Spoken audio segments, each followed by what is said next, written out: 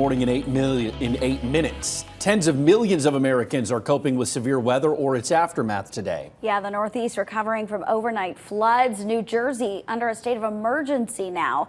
New York coping with subway station damage that almost affected some train cars. The FAA warns of air travel impacts, and southern Pennsylvania officials report a number of water rescues. Meteorologists say Maryland and D.C. were in the core threat area overnight.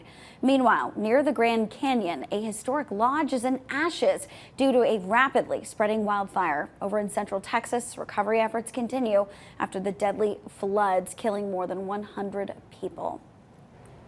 And as we're getting out the door, Heather, you are tracking a steamy situation. When could we see some more needed rain?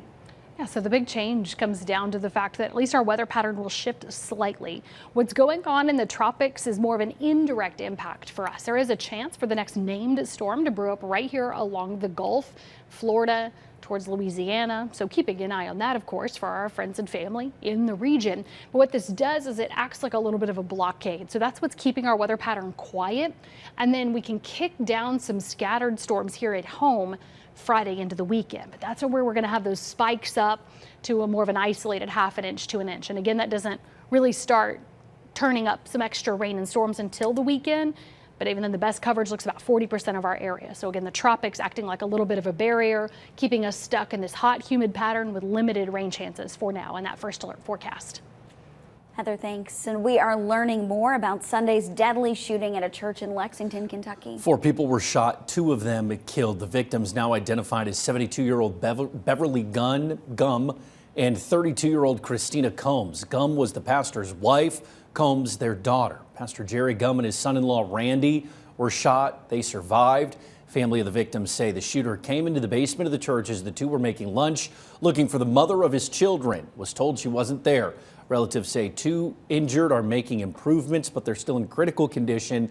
Officers say the suspect also shot a state trooper earlier in the day.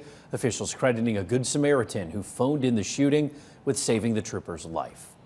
Well, heading back to class this year is going to look a little bit different for kids in Knox County. Yeah, heads up, students now required to keep phones and other devices away for the whole school day. That includes lunch and in between classes. School boards across the state are implementing similar rules to stay in line with the new state law, prohibits devices during instructional time. Well, the new KCS policy goes a little further than that, and it has an all-day ban. The new policy covers all grade levels, too. Students are allowed to use their phones during emergencies or with a teacher's permission. Well, this morning, Young Williams says they're at critical capacity. They're only taking in animals on an emergency-only basis. Right now, the shelter has 192 dogs, 277 cats. That's over 100 dogs above what the shelter calls ideal capacity. Nearly 200 cats more as well. It's all in addition to the nearly 300 animals they have in foster care. They're asking anyone, if you're able, donate, adopt, foster, or volunteer. Young Williams is waiving normal adoption fees until Saturday for a monetary donation of your choice. And the Severe Animal Care Center says they're in crisis mode. They say they're over capacity and can't take in any more dogs. The center says they have more than 70 right now. The center moved into its new facility in May, which was meant to give more space to the animals. Intakes for canines will be closed at the center until Saturday. They hope this will make space. The center, or to help make space, the center is offering half off on dog adoptions through July 26. Well, the Anderson County Fair now officially underway. It's that time of year, and we spoke to some people in Anderson County who say it is one of the best times. The fair has been running for almost 140 years. There's going to be food, drinks, rides, so much more. The event is a nonprofit, too. Every dollar from the event goes back into Anderson County. Gates open at 5 p.m. Children under 6 are free. General admission is $10. Just maybe be prepared for that heat. And we've told you about the efforts to ramp up enforcement on Highway 62 in Morgan County, Knoxville Highway, after several deadly crashes there this year. Yeah, this morning we're getting a look to see at how THP's enforcement efforts are going. THP says between July 2nd and the 12th, they made more than 250 traffic stops, issuing 227 moving and non-moving citations, and they made 6 arrests, all in a 10-day period. The enhanced enforcement comes after 4 people died in crashes in less than 1 month. death. And a highway patrol trooper involved in a crash most recently. It is 6:55. Olivia, what's traffic looking like? Yeah, guys, definitely an area out there that you need to be careful on. But right now, traffic is looking good. Taking a look at some of those morning commute hotspots. I-75 at Merchant Drive. North and southbound lanes are moving along. This camera is looking north right now, so you do see several cars in those southbound lanes at the moment, but I'm not tracking any slowdown. 640 at Western Avenue also looks good, and 40 closer to downtown. Not seeing any issues there. So right now it is good and up to speed on the roads.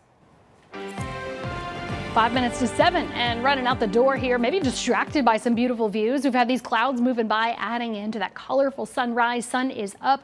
Looking over the Smokies, we've had some patchy haze and fog, and definitely off to the warmer start. Low to mid 70s under those clouds that have been moving around the valley to foothills and mountains. 75 Knoxville, 73 in Morristown. Here at 70 Jamestown.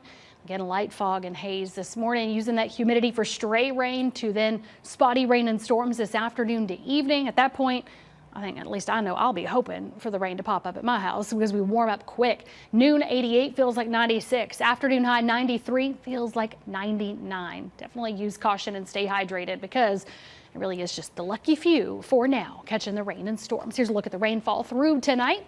I'll be tracking out the spotty rain and storms for the next couple of days. Some scattered rain and storms at times this weekend, but those 90s, they're not going anywhere in this dog days of summer. Yeah, that's a tough looking 8-day forecast. Well, join us over on the CW Knoxville. We are taking a look at a major part of the president's spending bill that has some waiters and waitresses feeling pretty happy. We hope you join us on this Tuesday.